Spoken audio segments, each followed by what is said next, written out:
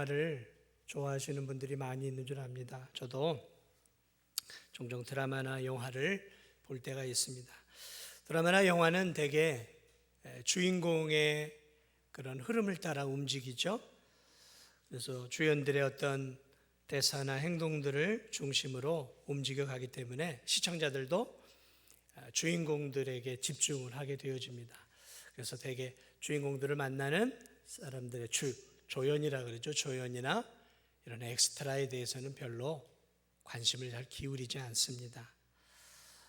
그러나 그 드라마를 만든 그런 PD나 그런 영화 감독들은 사실은 조연들이나 엑스트라의 그런 연기조차도 그게 그런 드라마의 그런 어떤 클라이맥스를 향해 가는 중요한 요소를 이렇게 심어 놓고 있죠. 그러나 우리는 그것들을 잘 못 느끼고 대개 이제 주인공 쪽에 올인을 하고 거기에 집중을 하게 되어지죠.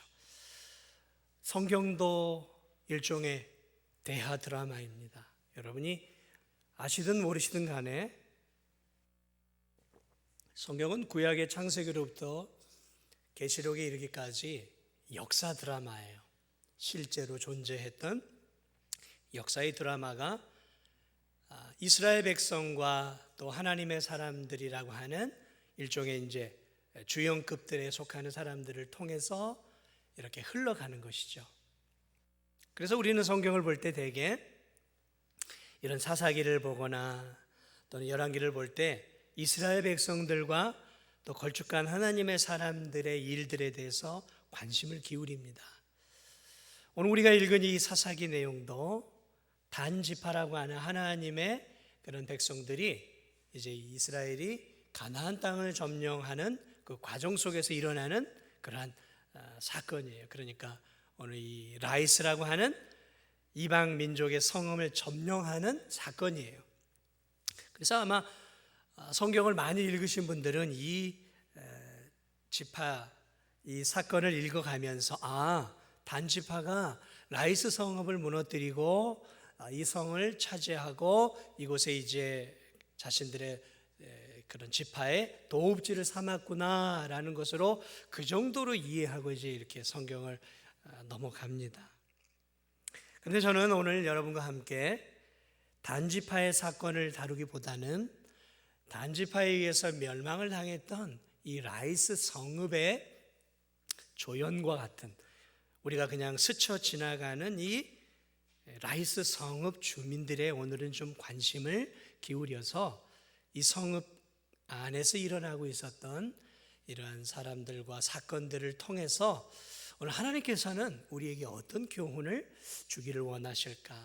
그래서 여러분과 함께 단지파에게 멸망당한 이 라이스 성 사람들에게 관심을 좀 집중해 보고자 합니다. 여러분, 이 라이스 사람들은 어떤 사람들이었을까? 17절, 오늘 7절을 보면 이 사람은 시돈 사람들이었어요. 시돈. 그러니까 두로와 시돈, 그 밑에 이제 블레셋 사람이 살고 그 가운데 이스라엘 사람들이 이제 살고 있었죠. 거기 이제 지역이. 자, 이 시돈 사람들은 원래 페니키아인들이에요. 그래서 지중해 무역을 통해서 해상 무역을 통해서 부를 축적한 그러한 민족이었어요. 그런데 그 시돈에 살고 있었던 일단의 무리들이 어떤 이유인지 모르지만 이렇게 뭉쳐서 저 북쪽을 향해서 지금의 그 헐몬산, 헤르몬산이죠. 그쪽으로 둥지를 이제 틀어서 이민을 간 거죠. 이민을 간 거예요. 뭐 나름의 이유들이 있겠죠. 이민을 간 이유들이. 그 지금 이 둥지를 튼 곳은 헐몬산의 이제 이렇게 자락이에요. 그 자락이에요. 거기는 어디냐면 요단강의 근원지란 말이죠. 그러니까 대단히 물이 풍부한 곳이고, 물이 풍부한 곳이니까 또 이 지역이 평지가 넓은 곳이고, 그러니까 이 목축을 하기에도 좋고 농사를 짓기에도 좋은 대단히 비옥한 땅이 있는 곳을 소유한 것이죠. 그리고 그 주변은 산맥이 가로막고 있고 또 이 골짜기들이 있기 때문에 이 외세의 침략으로부터 상당히 좀 안전한 곳이었어요. 그들이 지금 정착한 이곳은 그래서 농사를 짓고 목축을 하건 뭘 하든 간에 부유하게 살 수 있는 그런 환경이었다라는 것이죠. 아마도 이들이 이 시돈이라고 하는 곳을 떠나간 이유가 아마 이런 여러 가지 이유들이 있었던 것 같아요. 아마 당시 다스리는 이 지도자의 포갑이 있었을 수 있겠죠. 또는 세금 징수가 좀 고되게 세금 징수를 거두니까 이 사람들이 좀 세금으로부터 좀 자유로워지고 또 좀 폭력적인 그 정치 아래에서 살기보다는 좀 여유 있는 삶을 살고자 하는 그런 이유들. 우리가 그 이민들을 떠나는 이유가 있잖아요. 이민들을 떠나는 이유들이 뭐가 있겠어요? 좀 더 자유롭고 여유 있는 삶, 뭐 자식 교육이든 뭐든 하여튼 그런 이유들로 이민을 떠나는 것처럼 어쨌든 이민을 떠나는 궁극적인 목적은 뭐예요? 더 행복한 삶, 더 여유 있는 삶, 뭐 그런 이유들 아니겠어요? 육체의 행복. 이들도 그런 이유 때문에 어쨌든 이민을 떠나 지금 이 라이스라고 하는 그 지역에 이제 이렇게 거주하고 있었던 것이죠. 그런데 어떻게 살았을까요? 그렇게 본토를 떠나 살아갔던 이 사람들은 소기의 목적을 달성한 삶을 살았을까요? 실제로 보니까 목적을 달성했어요. 이 정탐꾼들이 가서 보니까 이 라이스에 있는 백성을 본즉 염려 없이 거주하며, 염려가 없대요. 염려가, 이 염려 많은 세상에서 염려가 없대요. 시돈 사람들이 사는 것처럼 평온하며 안전하니 그 땅에는 부족한 것이 없으며 부를 누리며. 와, 이게 웬일입니까? 이민들을 잘 간 거예요. 지금 정착한 곳에서 이들이 염려가 없었어요. 염려가 없다라는 건 뭐예요? 그래서 보니까 평온하고 안전하다. 그러니까 외부로부터의 적들이 침입을 하지 않았다라는 거죠. 그리고 내적으로도 강압적으로 정치를 하고 백성들의 고혈을 빨아먹고 강력하게 막 세금을 막 징수하고 이러한 그런 폭압적인 정치 지도자가 없었다라는 거예요. 그러면서 땀 흘려 일하는 그들이 풍성한 소출과 수확을 누리면서 행복한 삶, 세상 말로 말하면 행복하고 안전하고 평안한 삶, 그리고 가장 중요한, 오늘날로 말하면 가장 중요한 부를 누리고 있었어요. 다 부자들이었다라는 거죠. 여러분, 이 땅에서 살고 싶지 않으세요? 염려도 없고 또 모두가 잘 먹고 잘 살고 있는 거죠. 정치적으로 안정되어 있어요. 막 강압적으로 이렇게 이래라 저래라, 뭐 이 법을 지켜라 저 법을 지켜라, 막 그런 것도 없어요. 세금을 막 많이 이렇게, 또 외부로부터 적도 없어요. 그러니까 너무너무 살기 좋은 곳이에요. 오늘날 말하면 이런 것을 뭐라고 표현할 수 있을까요?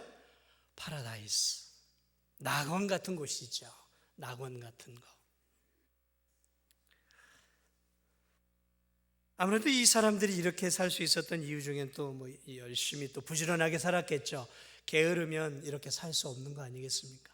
땀 흘려서 열심히 아침부터 저녁까지 노동을 하고 수고를 하면서 이들은 부를 일궜던 것 같아요. 성실한 삶을 살았다라는 것을 볼 수 있고, 또 이 사람들 가운데는 다른 사람을 해코지하고 이렇게 막 다른 사람을 누르면서 그런 민족이 아니었던 것 같아요. 저 아시리아나 바벨론처럼 그런 민족의 기질 자체가 이렇게 다른 민족을 침략하고 찍어 눌러서 영토를 확장하면서 부를 일구는 그런 민족이 아니라 그저 자기 거 벌어서 자기 먹고 살아가는 그러한 민족이었던 것을 볼 수 있습니다.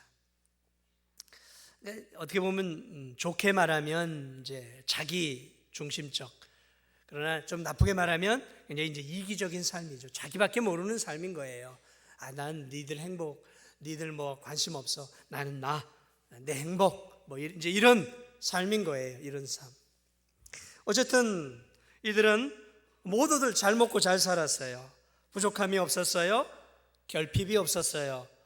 나름 풍성한 삶을 살아가고 있었던 것을 볼 수 있습니다. 그런데 여러분, 이런 성읍 안에 문제는 없었을까요? 오늘 이 성경을 보니까 이 성읍에 문제점들이 좀 보이기 시작합니다. 어떤 문제점들이 있었을까? 어떤 문제점들이 있었냐면 단지파의 공격을 통해 그들의 문제가 드러나게 돼요. 단지파의 공격을 통해 이들이 순식간에 무너졌거든요. 그러고 보면 오늘 제가 지금 다 읽지는 않았어요. 제가 몇 구절만 읽었는데 이 성읍 사람들의 문제가 있었어요. 이건 세상적인 관점이에요. 세상적인 관점. 이 성읍 사람들은 대단히 안일한 생각을 갖고 살았어요. 무슨 말이냐면 지금까지 우리 성읍이 외부의 공격을 받지 않았고 지금까지 평안하게 지냈으니까 앞으로도 우리 성읍은 외부의 침략을 받지 않을 거야 라는 대단히 안일한 생각들을 가지고 그저 자신의 생업에만 충실하게 살았다라는 거죠.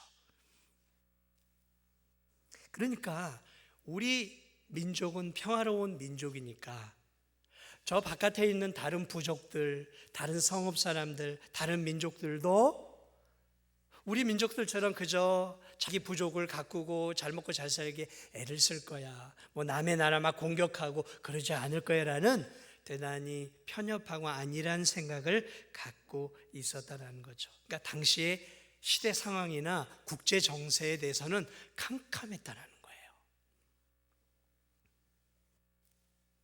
여러분, 이 세상이 2000년 전이나 4000년 전이나 지금이나 본질적으로 바뀌는 건 없어요. 언제나 이 세상은 약육강식의 세상입니다. 강한 자가 약한 자를 때려서 착취하는 세상이라고요. 힘 있는 나라, 힘 있는 민족이 힘 없는 나라 공격하고 점령해서 땅을 따먹고 영토를 확장하는 시대라는 거죠. 그때나 지금이나 본질적으로 세상은 변함이 없어요. 오늘날도 마찬가지 아닙니까? 그때는 뭐 얼마나 치열했겠습니까?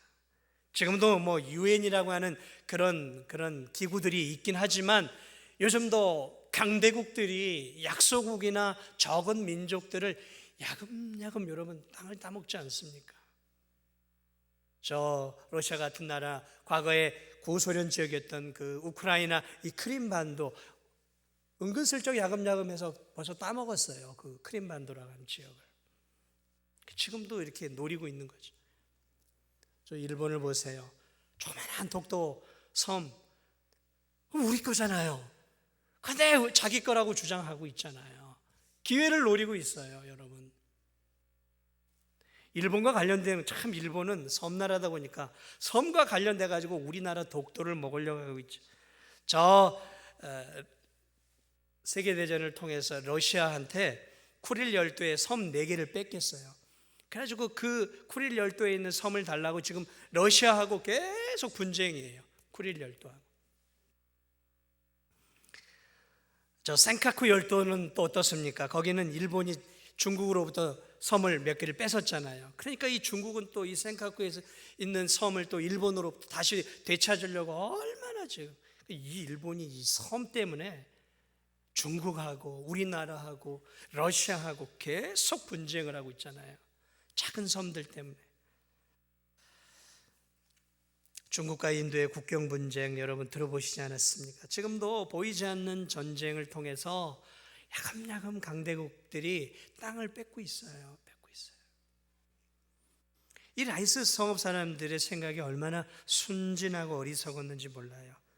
우리 민족이 평화의 민족이니까 외부에서도 우리나라를 공격하지 않을 거야, 그렇게 생각을 했어요.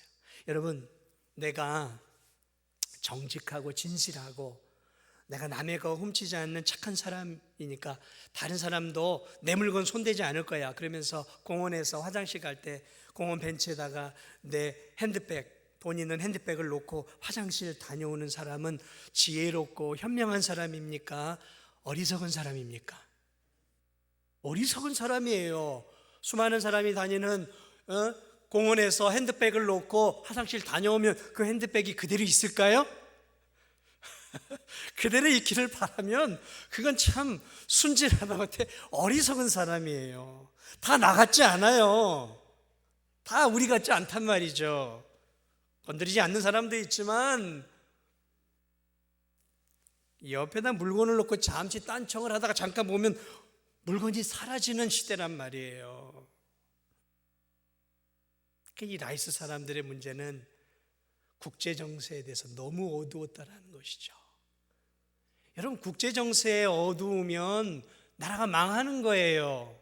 지금도 마찬가지예요. 국제정세에 그 나라와 민족이 어두우면 망하는 거예요. 망하는 거예요. 그런데 이 민족은 대단히 어리석었다라는 거죠. 순진하다 못해 어리석었어요. 그러다 보니까 이들이 무엇에 취약했냐면 자신의 성읍을 방비할 군사 조직이 없었다라는 거예요. 그러겠죠. 위기의식을 느껴야 군사 조직이 생기는 거 아닙니까? 나라를 방어할 군인들이 없었다라는 거예요. 이 성읍에는 군인들이 없었어요.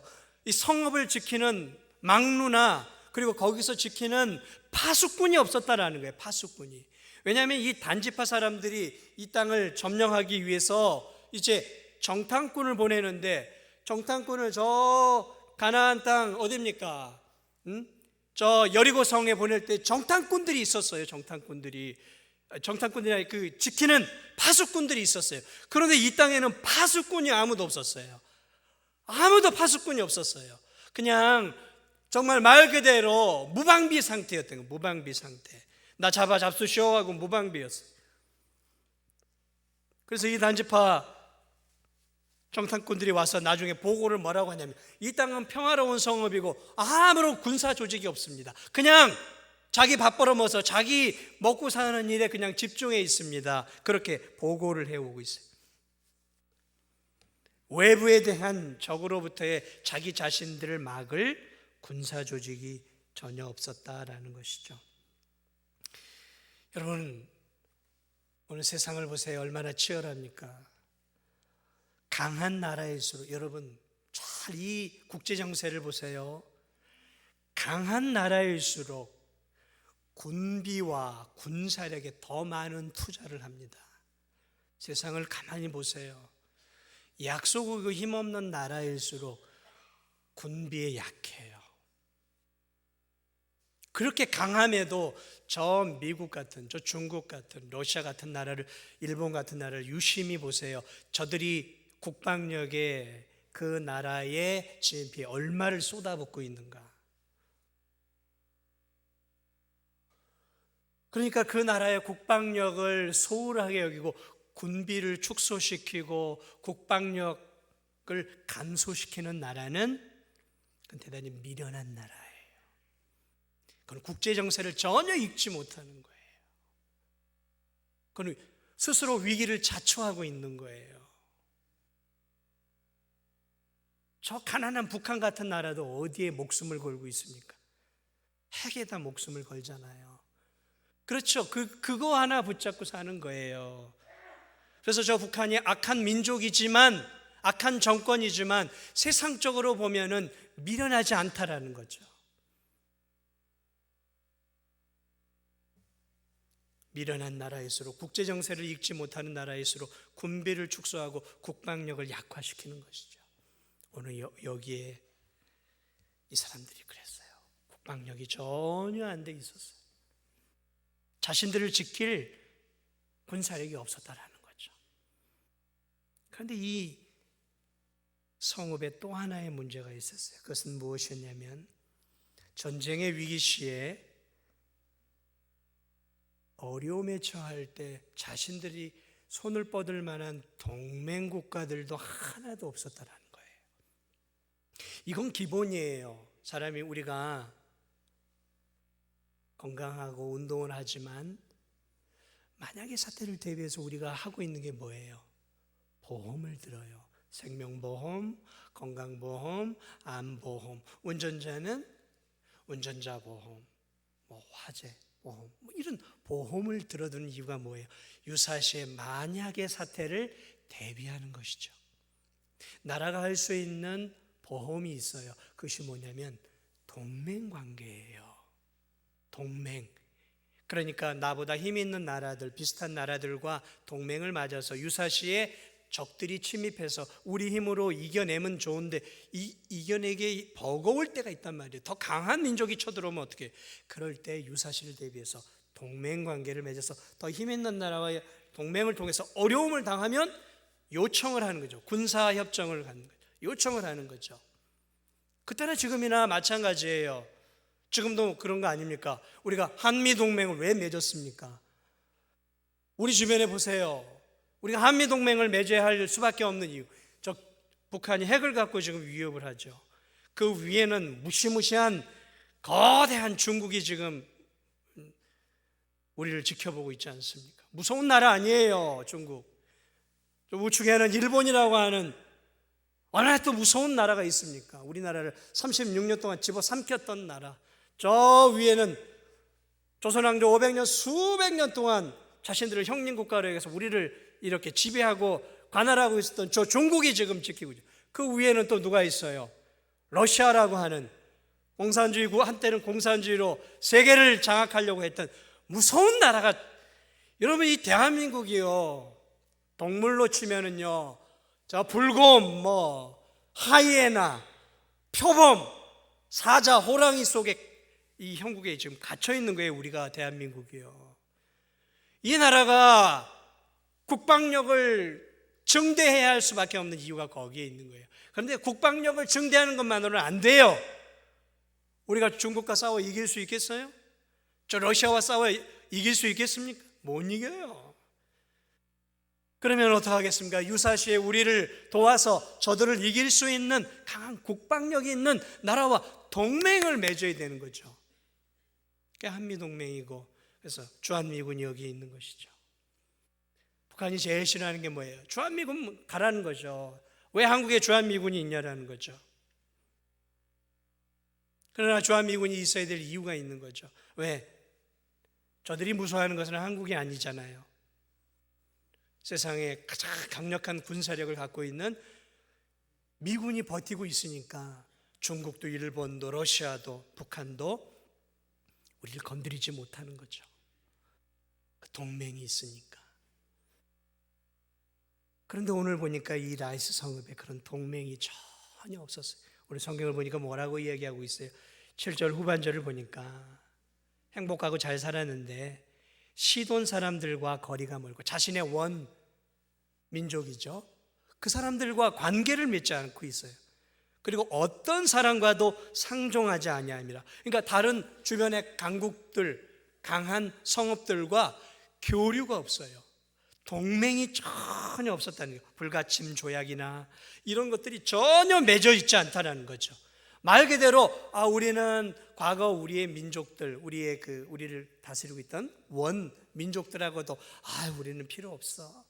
우린 주변국들하고 동맹도 필요 없어. 우린 지금 잘 먹고 있어. 잘 살고 있어. 지금 행복해. 외적의 침입도 없어. 내부적으로도 안정되어 있어. 우리는 행복해.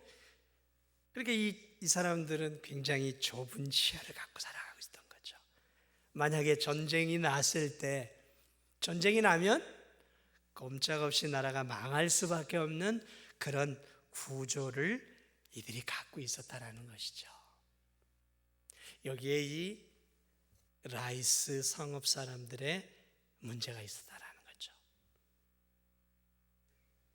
저는 이 라이스 성읍 사람들을 바라보면서 오늘 이 성읍 사람들을 통해 우리는 어떤 교훈을 받을 수 있을까? 사랑하는 여러분, 오늘 우리는 이들을 통해 영적인 교훈을 받을 수 있어요. 영적인 교훈들. 라이스 주민들이 첫째로 부족했던 부분들이 무엇입니까? 우리는 안전해. 외적으로 적들이 없어 생각을 했어요. 사랑하는 여러분, 우린 크리스찬들이죠. 믿음을 갖고 살아가는 성도들입니다. 우리는 눈에 보이는 적들만이 아니라 눈에 보이지 않는 적들 가운데서 우린 살아가고 있어요. 우리에게는 어떤 적들이, 보이지 않는 어떤 적들이 있을까요? 사단과 그 세력들이 있다는 거죠. 에베소서 2장 12절에 보면 이런 말씀이 있어요. 우리의 씨름은 혈과 육을 상대하는 것이 아니요 통치자들과 권세들과 이 어둠의 세상 주관자들과 하늘에 있는 악의 영들을 상대합니다.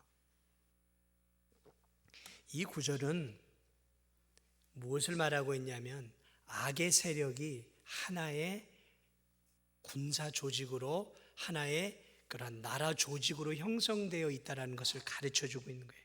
군대 조직에는 뭐 그런 게 있지 않습니까?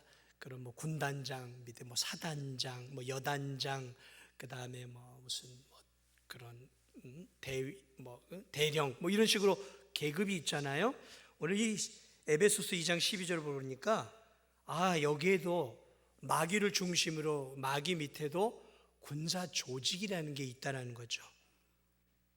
통치자들, 권세들, 어둠의 세상 주관자들, 하늘에 있는 악한 영들. 그러니까 이게 군사 조직이에요. 그러니까 마귀의 세력도 그저 마귀 하나와 그저 졸개 몇이 믿음의 백성들을 공격하는 것이 아니라 체계적인 군단, 여단의 조직을 갖추고 계급들이 있다는 거죠.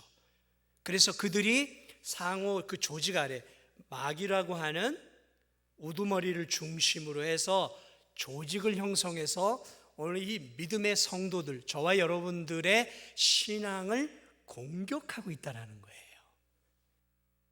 여러분, 이것을 알아야 돼요. 이것을 잘 모르면 여러분, 우리가 그저 마귀 하나, 사탄 그 한 영혼과 대결을 하고 있는 게 아니라는 거예요. 여러분, 예수님이 거라사 광인을 쫓아낼 때 그 거라사 광인 안에 들렸던 귀신은 군대 귀신이었어요. 그러니까 몇천 마리의 돼지떼 속으로 들어가잖아요. 군대 귀신 하나에도 몇천 귀신이 들어가 있다는 거죠. 그러니까 오늘 우리가 이 세상 속에서 믿음을 지키고 살아갈 때 내가 그저 예수님 믿었으니까 신앙생활만 잘하면 어려움 없겠지라고 생각하면 너무 순진한 생각으로 신앙생활을 하고 있다는 거예요. 저와 여러분들을 공격하고자 하는 군단급보다 더 많은 병력이 지금 체계적으로 저와 여러분과 이 교회와 한국 교회를 무너뜨리기 위해서 체계적으로 공격하고 있다는 것이죠. 이걸 못 느끼고 그저 내 신앙 예수님 믿으니까 그저 내 신앙 잘 지키면 되겠지 하고 안일하게 생각을 하면 그러한 성도는 100이면 100 다 넘어지는 거예요. 이걸 알아야 된단 말이죠. 이 라이스 성읍 사람들이 그런 안일한 생각, 우리를 공격하는 사람이 눈에 보이지 않으면 없는 겁니까? 마귀가 눈에 보이지 않으면 없는 거예요. 눈에 보이지 않는 것들이 얼마나 많습니까? 공기가 눈에 보여요? 바람이 눈에 보여요? 여러분, 전기가 눈에 보입니까? 분자가 눈에 보여요? 눈에 보이지 않아도 이 세상에 존재하는 것들은 너무너무 많아요. 초음파가 눈에 보입니까? 여러분, 눈에? 보이지 않지만 우리가 인정하고 살아가는 거 너무너무 많단 말이죠. 적외선이나 자외선이나 이런 것들이 눈에 보여요. 그러나 우리는 다 인정하고 살잖아요. 마귀의 세력을 무시하고 사는 성도만큼 어리석은 성도가 없다라는 것이죠. 손자가 그런 말을 했죠. 적을 알고 나를 알아야 백전백승이다. 우리의 적을 알아야 돼요. 우리의 적을. 보이지 않으니까 없는 게 아니라는 거예요.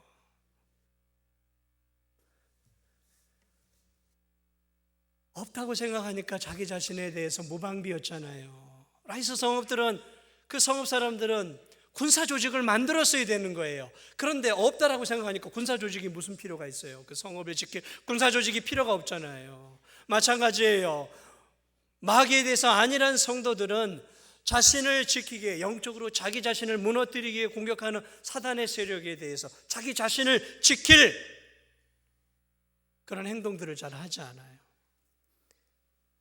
그럼 우리가 우리 자신을 지키기 위해서 영적으로 해야 할 일이 무엇이겠습니까? 하나님의 말씀으로 무장하는 거죠. 하나님의 말씀으로. 여러분, 예수님은 누가복음 11장에서 마귀를 우리보다 더 강한 자라고 표현하고 있어요. 우리보다 더 강한 자. 그 강한 자를 이기기 위해서는 우리가 우리 자신을 지켜야 되는 거죠. 그래서 에베소서 6장을 보면 하나님의 전신갑주로 너희들을 무장하라 그랬어요. 그래서 이 에베소서 6장 14절부터 보면 뭐라고 얘기하고 있냐면 진리로 너희의 허리띠를 띠라 그랬어요. 진리가 뭐예요? 진리의 말씀이잖아요. 말씀으로 영적인 허리띠를 띠라. 그리고 의의 호신경, 의로 하나님의 진리의 말씀에 의의 말씀으로 이 심장을 보호하라라는 거예요. 심장을, 영적 심장을 보호. 평안의 복음에 준비한 것으로 신을 신고 말씀의 말씀으로 평안함을 유지하라는 거죠. 모든 것 위에 믿음의 방패를 가지고 원수들이 공격할 때 예수 그리스도를 믿는 그 믿음의 말씀으로 사단의 공격을 이겨내라라는 거예요. 구원의 투구를 쓰라라는 거죠. 구원의 확신을 가져야 돼요. 어떻게 해요? 말씀으로 구원의 투구를 쓰고 성령의 검, 곧 하나님의 말씀을 가지고 싸우라는 거죠. 성령의 검, 말씀으로 마귀의 수많은 유혹과 마귀의 시험들을 하나님의 말씀으로 이기라는 거예요. 그러니까 머리부터 발끝까지 하나님의 말씀으로 무장하라라는 거예요. 여러분 오늘 이 시대를 보세요. 이 코로나를 마귀가 얼마나 잘 활용하는지. 참 마귀는 천재적인 그런 지략가예요. 지금은 이 코로나를 가지고 얼마나 많은 성도들의 믿음을 무력화시키고 있습니까? 얼마나 많은 교회 다니는 성도들이 지금 교회를 안 나옵니까? 하나님으로부터 멀어져 가고 있어요. 너무너무 멀어져 가고 있어요. 어떤 성도는 아예 주저앉아 버렸어요. 이제 교회 다닐 필요가 뭐가 있어?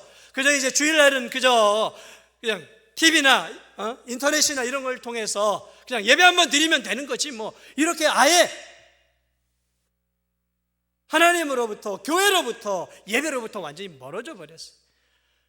교회 생활한다고 내 신앙이 얼마나 달라지나 그러면서 아예 교회로부터 담을 쌓은 성도들이 생겨나고 있어요. 마귀의 전략이 뭡니까? 하나님으로부터 우리를 떨어뜨려 놓는 거예요. 예배자로서의 삶을 멀어지게 하는 것이죠. 우리로 하여금 하나님께 가까이 가도록 만드는 게 아니라 점점 더 하나님으로부터 멀어지도록 만들어요. 우리로 하여금 하나님을 사랑하기보다는 세상과 세속과 물질과 이 라이스 사람을 보세요. 온통 이 사람들은 물질적이었거든요. 이 사람들이 이 라이스로 간 이유는 하나였어요. 물질적인 풍요의 삶을 꿈꾸고 있었던 거죠.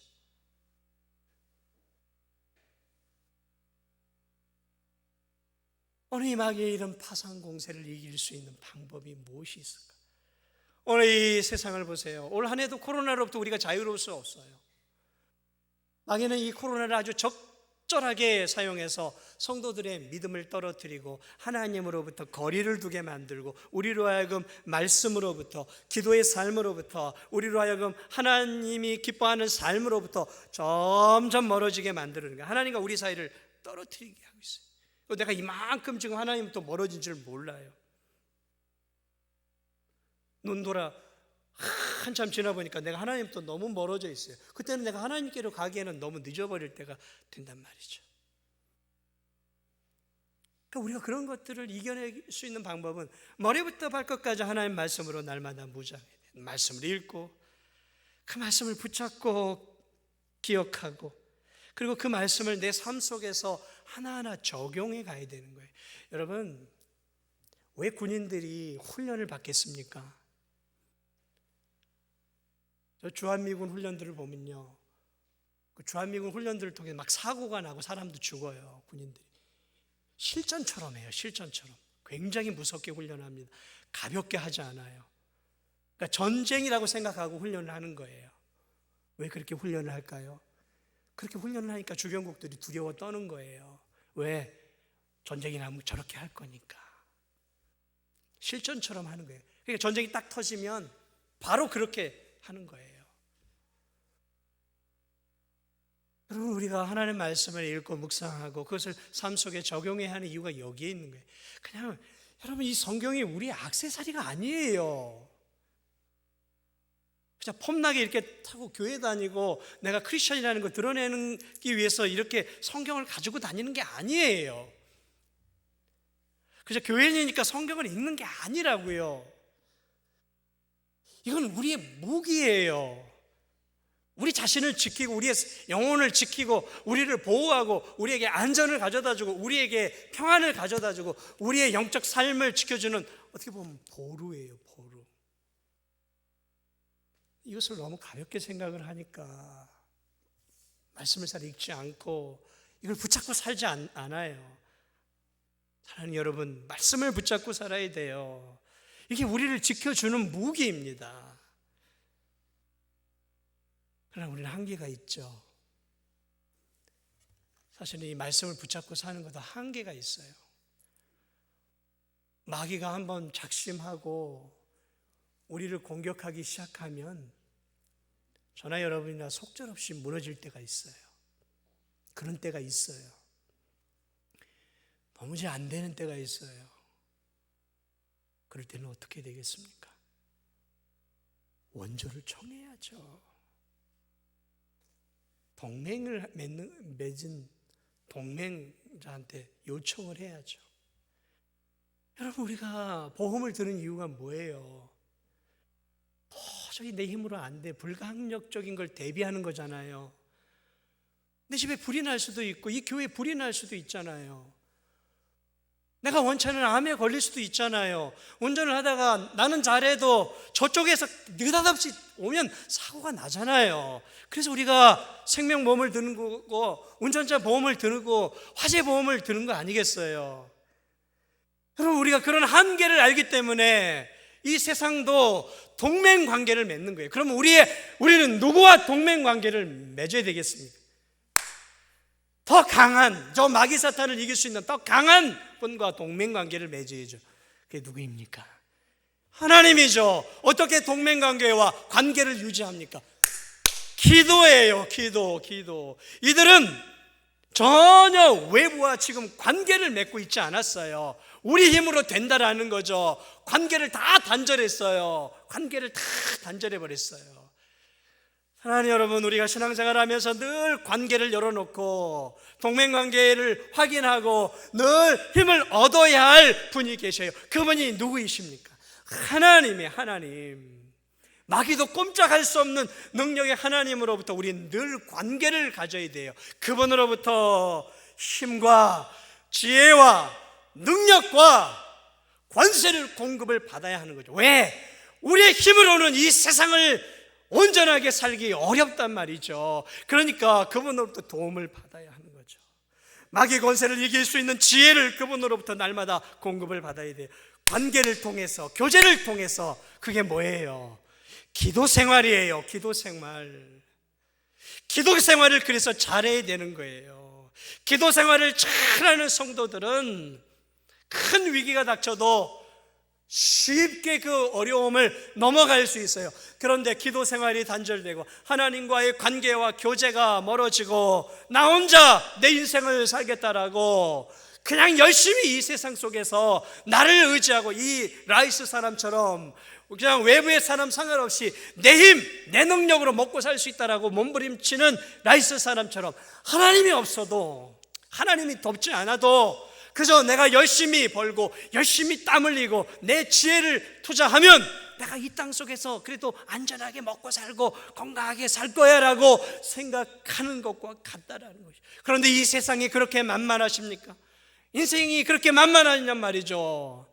아니잖아요. 세월이 갈수록 인생이 우리에게 더 버겁잖아요.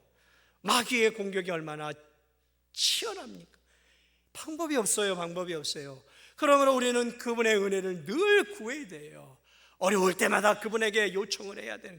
주님, 내 힘으로 안 돼요. 주님, 이 교회 내 힘으로 안 됩니다. 주님, 내 신앙 지키고 내 가정 믿음 지키는 거 내 힘으로 안 되는 거 아시잖아요. 마귀가 이 세상이 너무 악하고 세상의 문화가 너무 타락해 있고 너무 이 시대의 조류가, 이 시대의 흐름이 너무 반성경적으로 가잖아요. 하나님, 내 힘으로는 안 되죠. 주님 도와주세요라고 늘 그분과 관계를 맺어가는 성도들의 삶은 다르다라는 것이죠. 여러분은 어떻게 살아가고 있습니까? 어떻게 살아가고 있습니까? 이 세상. 오늘 이 라이스 사람들을 바라보면서 이 사람들이 하나님을 믿지 않은 전형적인 세상적인 사람이라는 것을 저와 여러분은 알아요. 그런데 저는 이 라이스 사람들을 바라보면서 그런 생각을 했어요. 하나님은 믿는데 점점 세상이 좋아지니까 하나님으로부터 멀어져서 하나님과 등을 돌려 그저 하나님은 알지만 하나님과 관계없이 자신들의 힘으로 먹고 살면서 살아가고 있는, 어쩌면 우리의 모습은 아닐까, 그런 연약한 성도들의 모습은 아닐까. 하나님은 알고 하나님은 믿는다고 하는데 이 라이스 성읍 사람들처럼 하나님과의 영적인 교류도 없고 하나님이 주신 이 진리의 말씀도 그저 형식적으로 붙잡고 내 힘, 내 지혜, 내 노력을 통해서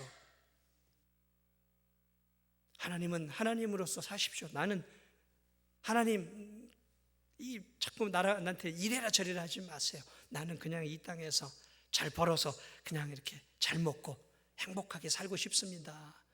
저는 이 라이스 성읍 사람들 보면서 그렇게 살아가는 성도들이 이렇게 눈에 아른거렸어요. 여러분 혹시 그렇게 살고 있지 않습니까? 우리의 모습에 그런 모습은 없습니까? 이 라이스 성읍 사람들 통해 우리가 좀 배워야 될 것 같아요. 영적인 부분에 있어. 올 한 해 너무너무 또 치열한 한 해가 될 것 같아요. 영적으로 이길 수 있는 방법이 없잖아요. 방법은 원수를 알아야 돼요. 원수를, 적을 알고 그 다음 말씀으로 무장하고, 그것도 안 돼요. 그것만으로도. 그러니까 동맹이 되시는 우리 주 예수 그리스도, 하나님과 기도의 삶을 통해서 늘 끊임없이 힘을 공급받아서 올 한 해도 이 힘든 인생길이지만 하나님이 우리에게 주신 귀한 믿음을 지키고 하나님이 우리에게 주신 귀한 사명을 올 한 해도 잘 지키고 하나님으로부터 멀어지는 게 아니라 더 하나님께로 가까이 나아가 하나님과 교류하며 하나님이 주시는 그 은혜 안에서 더 풍성한 삶을 우리 주님과 함께 누리는 저와 우리 성도들이 되시기를 주님의 이름으로 축복을 드립니다. 기도하겠습니다. 우리